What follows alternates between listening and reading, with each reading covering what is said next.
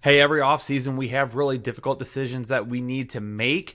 So let's play through some different scenarios here on this episode of the Fantasy Headliners. You have to make three decisions. You have to keep one, you have to trade one, and you have to cut one.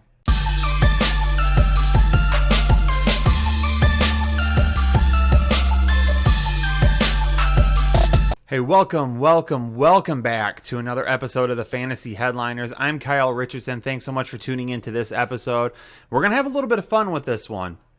If you're a part of Headliner Nation and you've subscribed to this channel, you know how interactive we are here, how much we love to interact with the community and talk with you, answer questions, everything like that. Well, the purpose of this video is to get even more interactive. I was going to start singing there. I'm not going to actually do that, though. So the reason that we want to do this is because this is something I do on Twitter quite a bit. I haven't done it a whole lot this year because I've been saving it for these videos. But last year, I always did this, played out different scenarios and asked you, which of these three players would you keep, trade, cut? And these three players, there's something in common, whether it be their ADP, their history, their scheme, or who they are as a player, whatever it may be, there's something the same about these three players. There's something that these three players have in common, and that is why we are going to make a difficult decision and say, which one would you trade, which one would you keep, and which one would you cut? And this week, we do have three different running backs, as you can see there, and we're going to talk more about them here in a second. But before we do that, get over to thefantasyheadliners.com and purchase your 2019 Fantasy Headliners Draft Guide for $19.99. It's on pre-order right now. I promise you that it will be the best $19.99 that you spend. There is so much that is going to be packed into this draft guide. There's going to be upwards of 400 player profiles written and video. We have vacated targets. We have offensive line rankings. We have rankings themselves. We have strength of schedule for teams and overall position. So many different things for you to take a look at. We're really excited about it. Pre-order yours today. Trust me, you will not be disappointed. Let's start jumping into this now, and let's talk about these three players. And we're going to go through and we're going to play out these scenarios. We're going to talk a little bit about them. I'm going to give you my feedback into the end. I will give you my answers. But however, don't forget, make sure you comment below. Tell me, who would you keep, who would you trade, who would you cut? And then also do me a favor. Not only should you comment, you should hit the like button for me. And then also make sure that if you are not a part of Headliner Nation, hit that subscribe button right now. Hit that button. Become a part of Headliner Nation. Let me know in the comments so I can personally welcome you. Looking forward to interacting with you more if you are new to Headliner Nation. So let's talk about these three players. The first one that you see there, the three players that you see there, you're going to see Dalvin Cook, Leonard Fournette, Devonta Freeman.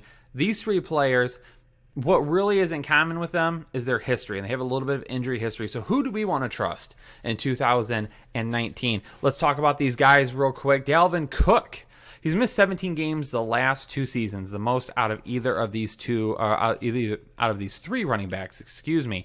He did average 5.3 yards per touch in 2018. But weeks 12 through 17, I think a lot of people forget how well he played at the end of the season. 5.69 yards per carry. So on the ground at the end of last season, he was extremely effective. Can he do that in 2019? Can he be healthy in 2019? Can he play 16 full games? I'm going to tell you right now, if Dalvin Cook plays 16 games, I'm locking him in as a running back 100%. This guy is going to probably be my running back 6 through 8 this season when I finalize my rankings. As long as nothing happens with him, I'm going to keep my fingers crossed that he stays healthy. He does, his track record with injuries is not great. So I understand if you're out there saying, no, Kyle, no, I'm not doing that. I get it. I understand why you might be concerned. I love Dalvin Cook this year. That offense is going to take another step forward. I was really high on the Vikings last year. It just didn't end up working out. Thielen had a great season, but he tailed off at the end of the year and left fantasy owners kind of stranded in the playoffs. Kirk Cousins finishes a QB 13. Not bad, but you want him as a QB 1.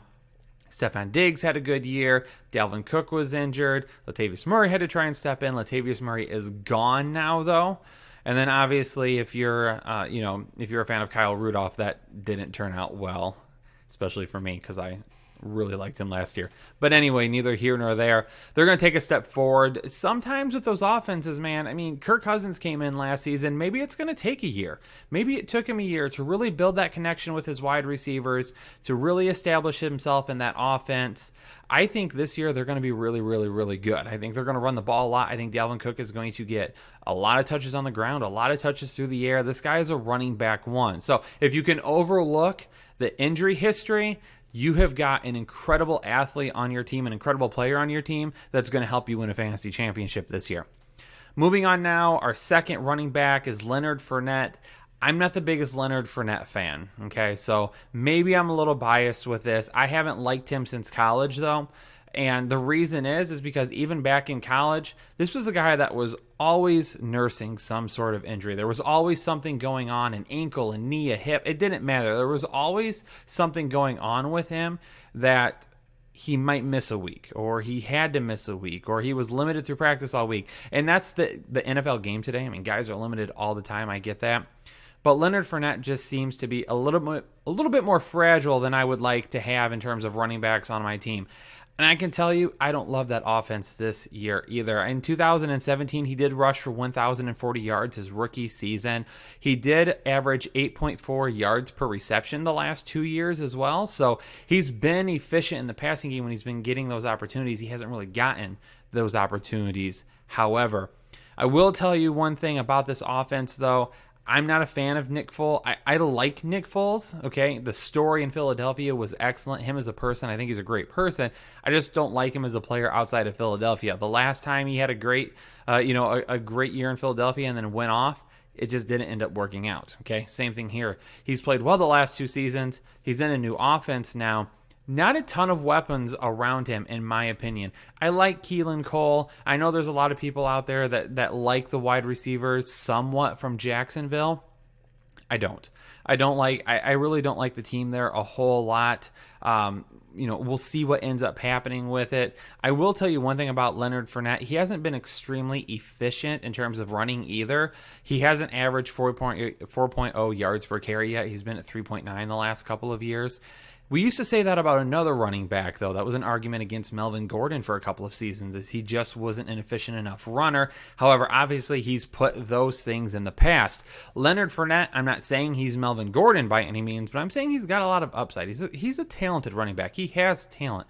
He's just always hurt. So, with that being said, can we trust him? Can we trust that offense? Can Nick Foles do enough? Can the wide receivers do enough? Can that offense as a whole do enough this year, or will they have to lean on Leonard Fournette? And if they do, will he break down? Finally, our third running back, Devonta Freeman.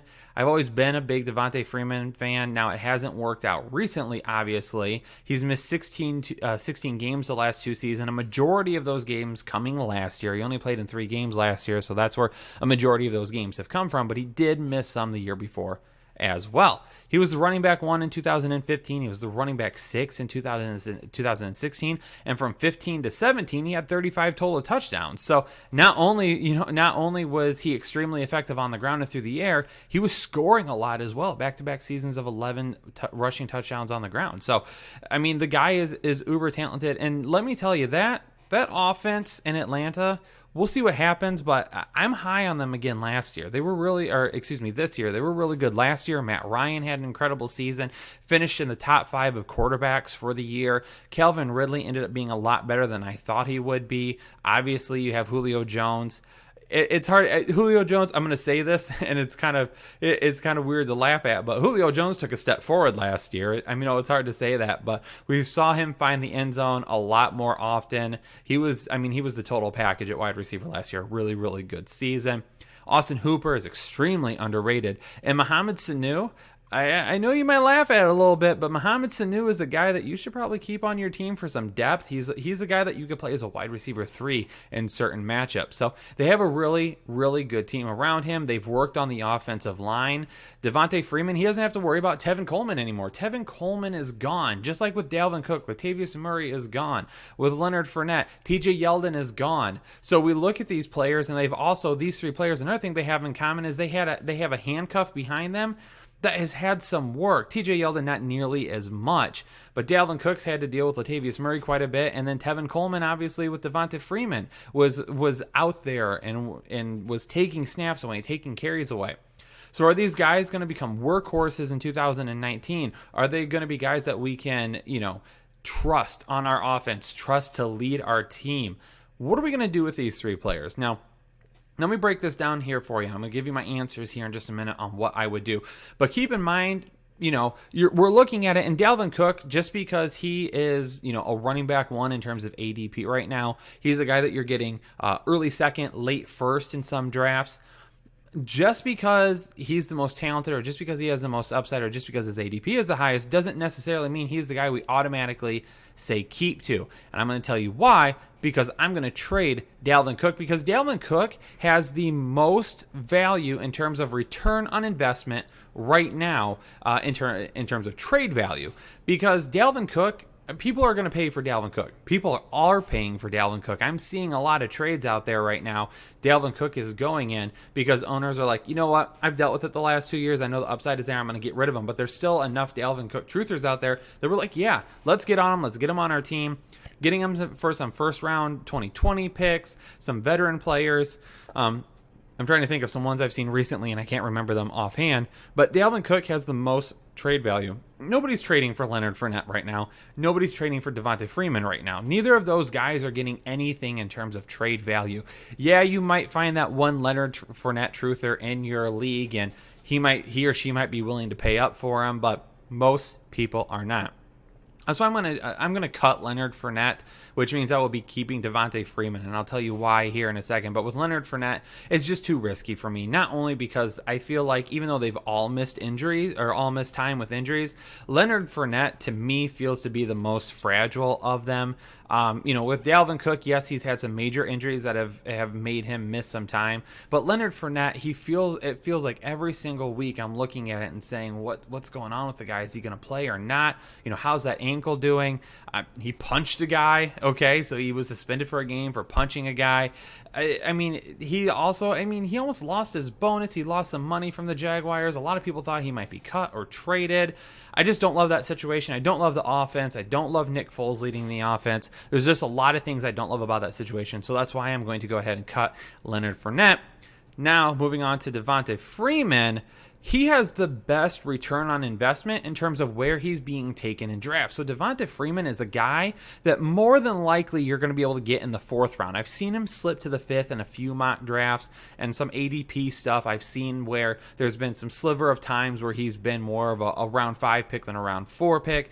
But if I'm drafting a Devonta Freeman in round 4 and he has the upside to be a running back 1 in a really good offense, that's a league winner. Those are the type of draft picks that win you championships. Those are the type of draft picks that set you at a position while other people are scrambling because they didn't get that type of investment.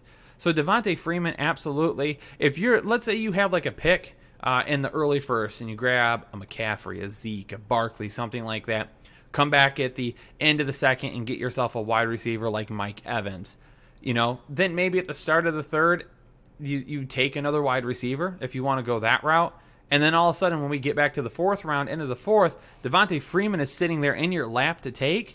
That is one hell of a start. That would be like a dream start for me. I'd be doing backflips. Now, no one wants to see that. I'd probably hurt myself. I'd knock everything off the wall. So I'm going to try not to do that. But that's the type of upside he has. Again, all of them have injuries. All of them have concerns.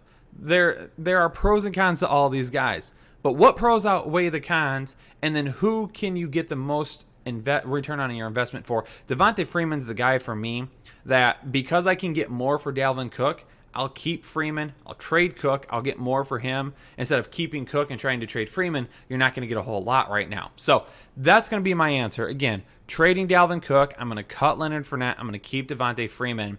But what do I know, right? What are you saying out there, Headliner Nation? What do you think? What are you going to do? Who are you going to keep? Who are you going to trade? Who are you going to cut? Make sure you let us know in the comments below. Again, we're a very interactive channel here. However, these videos that we're going to be doing, and we're going to be doing more of them, okay? We need you. We need that feedback. Let us know. Let us know. Even if you're just stopping by to view, and you're not going to hit that subscribe button and you're going to go on, even though I promise you that's going to be a mistake, hit that subscribe button. Even if you're going to move on, still let us know below. Still comment. Let us know what your thoughts are, what you would do. Let us know if you like these videos too. We can put out more of them. We can put out less of them. We're about, I think I saw today like 14 weeks or something like that from the NFL season. So we still have a lot of time to go, but you're going to be getting great content here at the Fantasy Headliners all off season long leading up to the season. Don't forget, check out our website, thefantasyheadliners.com. Tons of great stuff going on over there. Great articles going up. Not nearly as often right now because we're really nose deep in that draft guide, finishing that up for you. But that draft guide too, it's going to be one of the best purchases you make all year. $19.99 gets you access to some of the best tools that you can. I'm doing write-ups on my dynamic running back rating as well. You're not going to find that in any other draft kit. So that's very unique to what we have. I'm also going to be writing the perfect draft. So I'm going to be taking basically be taking you through an entire draft from every single draft spot from like 1 through 14. So lots of great things in there. Go purchase that if you haven't yet. Pre-order it. You'll get it by the end of the month. Thanks so much for tuning into this video. Again, don't forget to comment. Don't forget to like. Don't forget to share. Don't forget to subscribe. All those good things. Appreciate you stopping by, and I'll catch you on the next episode of the Fantasy Headliners. Have a great one, everyone.